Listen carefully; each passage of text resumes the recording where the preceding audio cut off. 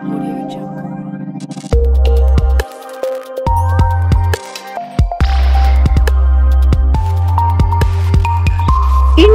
TV9 news Maharashtra.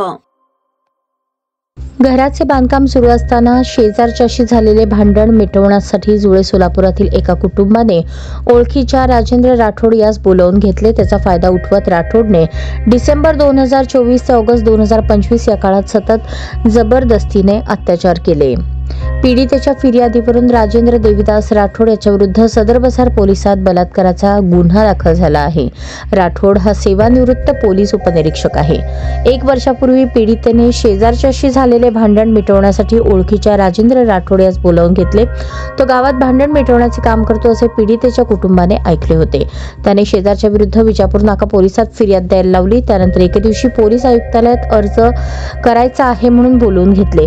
अर्ज देऊन आल्यावर घरी जाताना राठोड याने त्याच्या 4 चाकीत बोलावून घेतले, पाणी प्यायला दिले आणि गाडीतच गुंगी आली। जाग आल्यावर गाडी सिद्धेश्वर कारखान्याजवळील मोकळ्या मैदानात होती। त्या ठिकाणी कोणी नसल्याची संधी साधून त्याने जबरदस्तीने अत्याचार केला। फोटो व्हिडिओ काढले, ते सोशल मीडियावर व्हायरल करतो म्हणून अत्याचार केले। कामानिमित्त मुंबईला गेल्यावर त्या ठिकाणी देखील अत्याचार केले।